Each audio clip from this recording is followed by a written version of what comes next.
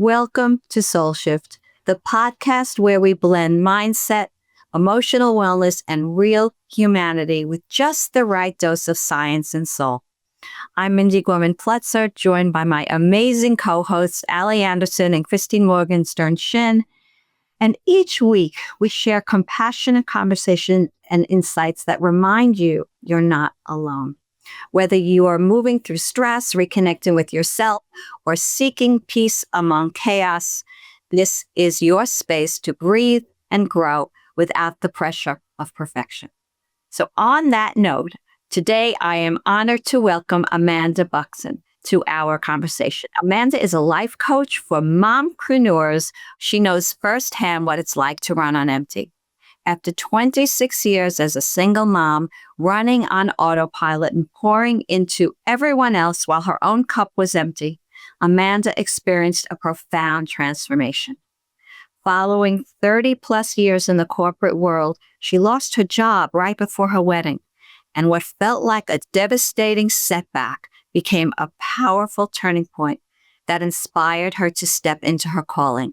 And today, Amanda helps moms conquer burnout, balance work and family life, and integrate self-care without guilt. She guides women to reclaim their energy, find peace, and thrive in both business and life, all while living with joy, with peace, and faith at the center. Welcome to SoulShift, where modern science, ancient wisdom, and real life come alive. SoulShift is your weekly dose of inspiration and a reminder that meaningful change can be both gentle and powerful. Together, we'll unlock practical tools, share conversations that spark something beautiful, and celebrate every facet of your incredible human experience. Your energy matters, your growth matters, and you matter. Let's shift boldly, joyfully, together. Amanda, welcome to SoulShift. I'm so glad you're here. Thank you so much for having me. I am really excited to be here. I know our listeners are going to gain so much value, golden value from what you share. And if it's okay with you, I want to start right where so many of our listeners might find themselves today. We said you spent 26 years as a single mom, and you've described running on autopilot, pouring into everyone else while your own cup was empty. So what were the biggest signs of burnout that you experienced, and how did you know something had to change? Well, as I look back on my journey as being a single mom, I realized that burnout didn't happen overnight. It built up for many years. I was never taking time for myself to rest. I always pushed myself to exhaustion. And I really felt like if I wasn't able to do it all, that I was falling behind. So I would already wake up exhausted before the day began. My mind was spinning on what do my kids need? What am I going to have to do today with my checklist? What deadlines do I have? What didn't I do yesterday that I need to do? And then the irritability came where I was snapping at my kids over little things. And then I was feeling so guilty about it afterwards.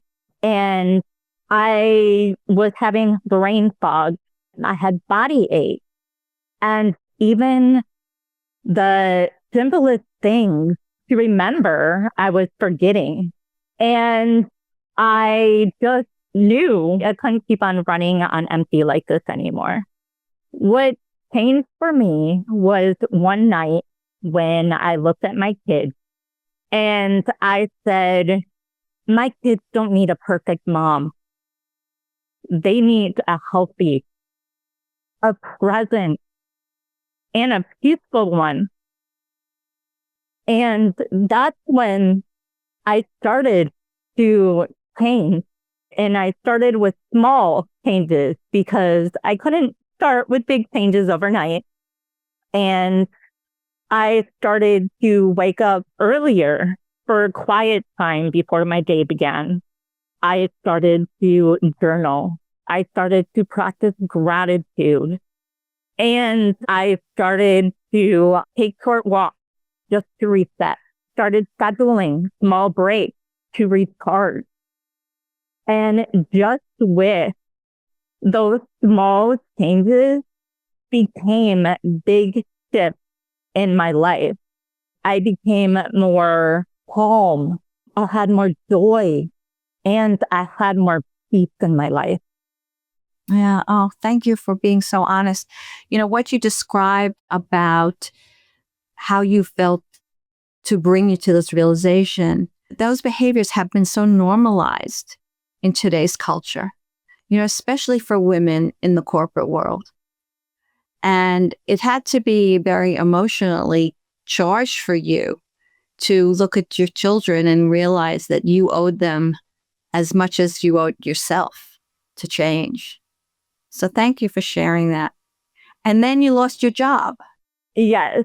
So right before my wedding, it was around a month where I lost my job in the corporate world.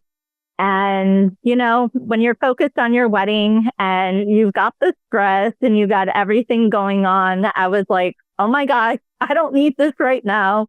Like, this is a lot to handle and, to focus on. So I'll be honest, I panicked and I felt like my world was spinning out of control. But then I told myself, focus on this moment. Worry about everything when you come back from your honeymoon. And that's what I did. I was present for my wedding. When I came back from my honeymoon, reality started to sink in, where I was like, okay, I got to start looking for job positions. When I started, I got this feeling in my stomach. It was like kind of like this knot in my stomach, where I was like, I don't want to do this. Something told me, don't go back to the corporate world. I was so scared because I didn't know anything different. For 30 some years being in the corporate world, I'm like, how am I going to find anything different? Like, where do I even begin? And then I started having these visions of, helping mom, we're like me with burnout and exhaustion and trying to do it all. And I couldn't fight it. It was every day I would wake up to it and I would just, see the vision and things were surrounding me. And I was just like, how am I going to do this? So I started to do research and I started to watch YouTube videos. And then I started praying a lot. I started to invest in coaches. And then I joined mastermind groups. I wanted to be an entrepreneur and I felt like this was my passion. This was my true purpose.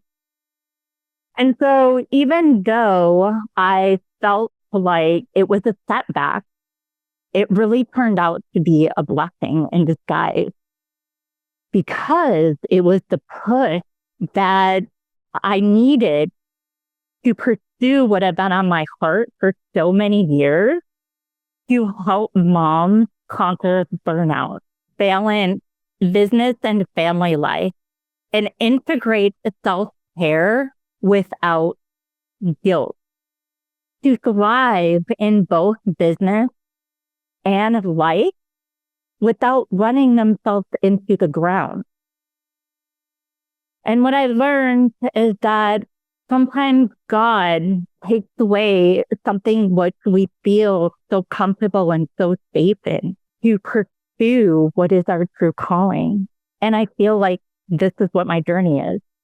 Amanda, what a powerful reframe that is. And it truly is like an absolute shift you had to make, right? You had to go from setback to breakthrough. And I think that's incredibly powerful. You were able to walk through that with such grace. And I know that it wasn't always easy. And one of the biggest barriers I see with the women that I work with is this belief that if we take time for self-care, it's selfish. And especially for the moms who feel like everyone else's needs should come first. And the women out there, I mean, it's just sort of a belief that we're taught from when we're young. Everyone else's needs should come first. So I want to ask you, what was the internal journey like when you shifted your mindset from self-care being an essential component instead of being selfish? This one hits deep for me just because I lived it for so many years. And I believed that self-care was selfish. I believed that self-care was earned. I believed that, when my kids were happy, when my house was clean, when my to-do list, when I checked off everything, then I can rest. Then I can have a moment for myself. But that moment rarely happened because it was either somebody needed me or, something that I got distracted with. So I had to really shift my mindset of wanting to know that if I want to show up, not just the best for me, but, best for my kids and for my loved ones, then I can't keep pouring from an empty cup. And that's when I realized I wanted to show up as the best version of myself. I wanted to show up as the best business owner and just thrive and, both business and motherhood. I love that reframe that it's not just about permission. It's about what you said, recognizing that you can't pour from an empty cup. And so if I got practical for a moment, and for every mom, including myself and all the mompreneurs out there who are listening to our podcast, and they're juggling business calls, and they're juggling sports schedules, and they're juggling making healthy dinners, and they're juggling bedtime routines, and all the things that we have going on throughout our day. Can you give us one or two practical tools that we can implement today to start to feel a little bit more balanced? Let's be honest, as moms, we juggle so much, we wear so many hats, and we just believe that we don't have time for ourselves. We're just like, I would love to do that, but I can't. And I'm here to let you know that self-care doesn't have to be spas and getting your nails done and getting massages and, all those kind of things. It's just implementing 5 to 10 minutes daily for yourself. Practicing gratitude, breathing is huge. Like I said, taking short walks to just reset. And the tool that I really love that has been a game changer for myself is what I call the 15-minute reset. And what that means, you step away from completely everything. And when I say completely everything, I mean you go in your car, in your bedroom, in your backyard, you take a walk around the block, whatever it is. And you set that timer for yourself for just 15 minutes. And it's not to be productive. It's to, just really reset your mind. And it can be anything from stretching to meditating to sitting there quietly to having a peace of moment. And those moments just are so crucial for mentally, emotionally, and physically. Amanda, I love that 15-minute reset. I'm going to use that for myself, and I'm going to share that with my friends and clients as well. So thank you. I appreciate that. And with my daughter as well. I think all women could get that message. So thank you. Yes, we can never have enough time of it. Just taking that little bit of time for yourself and then just giving yourself permission. Just tell yourself, it's okay if I take a break. I deserve this. I deserve this. I like that. I love that everything you're sharing with us is really accessible.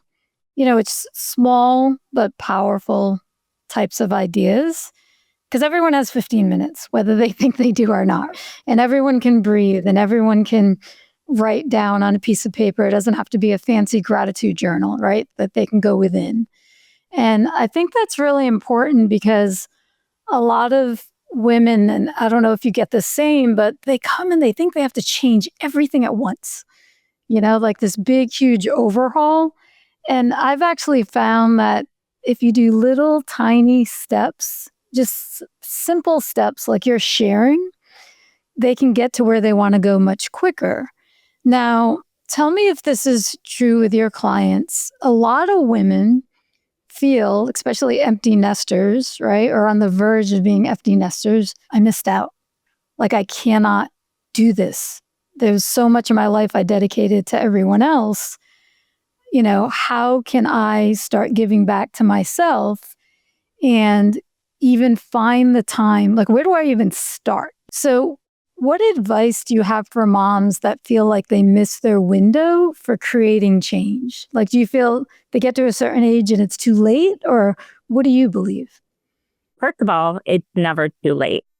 It's never too late for change. It's never too late for your moment. It doesn't matter what age or what stage you're at. You can always change. You can always change your life no matter what you want. And I believe that you are the author of your story. You write your chapter and you are in control of it. I think so many of us just believe that, we missed our window. We missed our time. For example, for me, my transformation didn't start until I became older in my years and raising my kids and decades of me working in the corporate world. And yeah, change was very scary. I'm not going to lie, at first. But what I've realized is that growth doesn't happen staying in your comfort zone. And if something really has your dreams or your desires or something that you've been wanting to pursue, don't wait. Don't wait for tomorrow. Start today.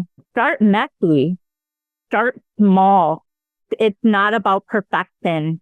It's just about progress.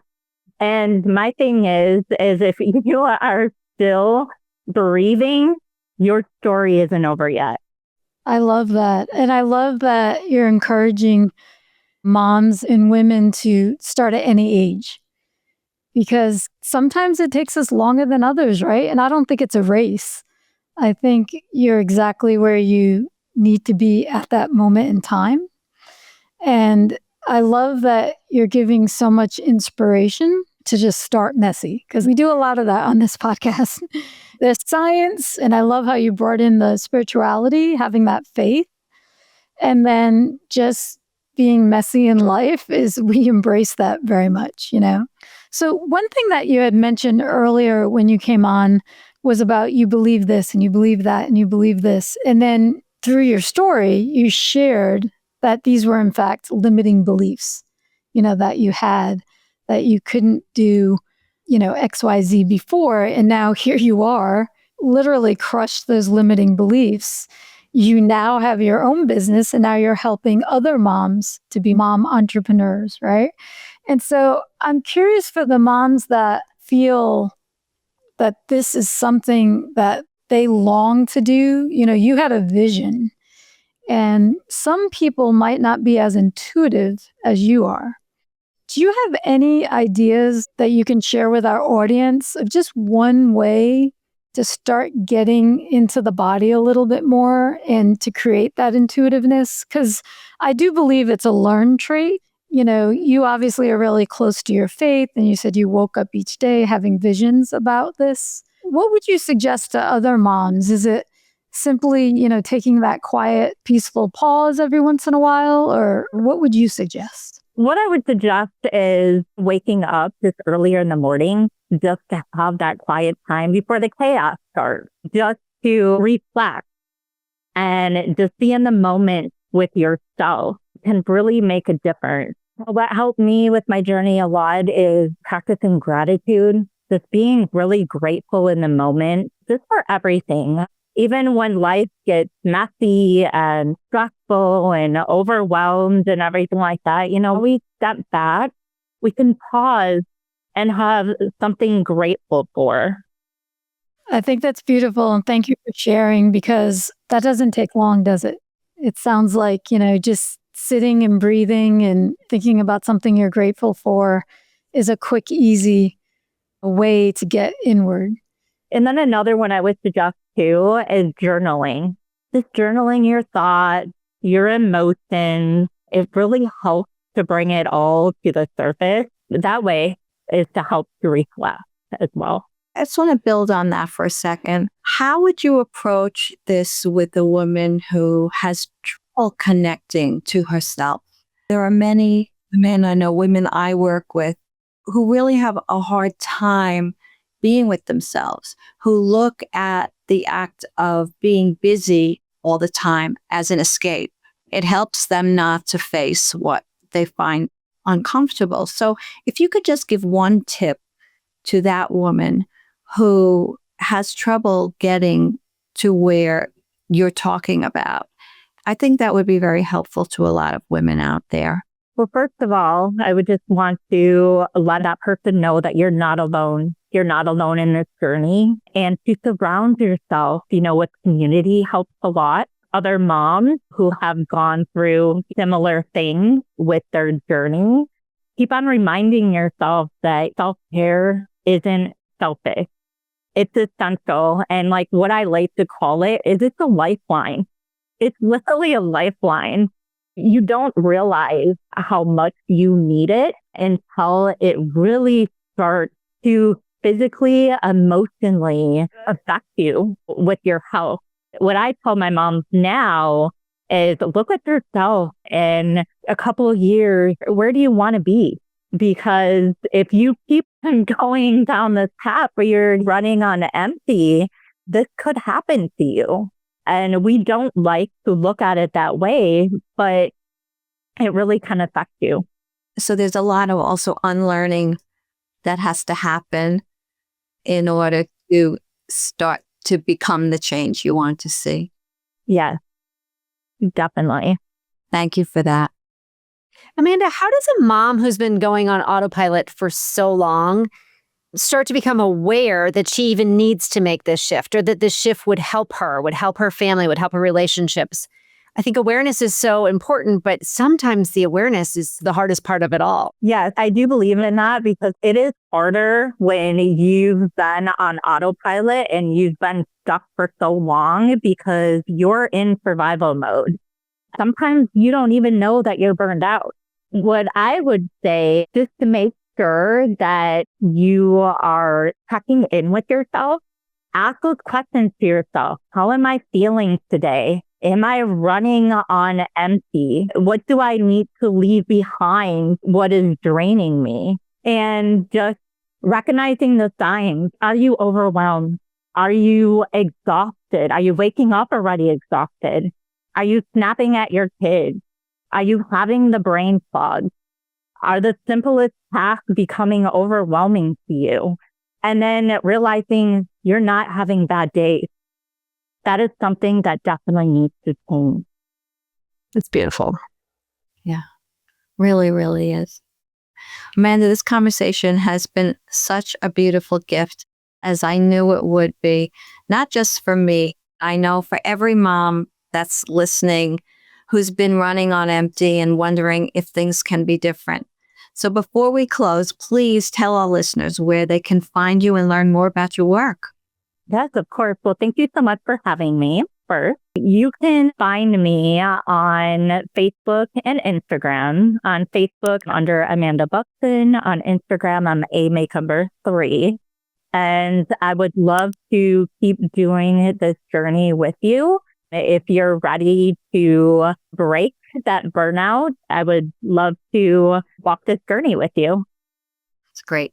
Thank you so much for sharing. And all your information will be in the show notes that accompany this episode. So I just want to say to everyone listening, if you've heard yourself in Amanda's story today, we all want you to know that it's not too late. You haven't missed your window. Awareness is the first step. You've already taken that first step by being here with us today, by listening, by allowing yourself to consider that there might be another way. So you're going to give yourself permission to turn the page on your story and start rewriting what will be your happily ever after. And remember, self-care is not selfish. It's an oxygen mask that you have to put on first so you can show up fully for everyone you love. And here's the beautiful truth Amanda reminded us today.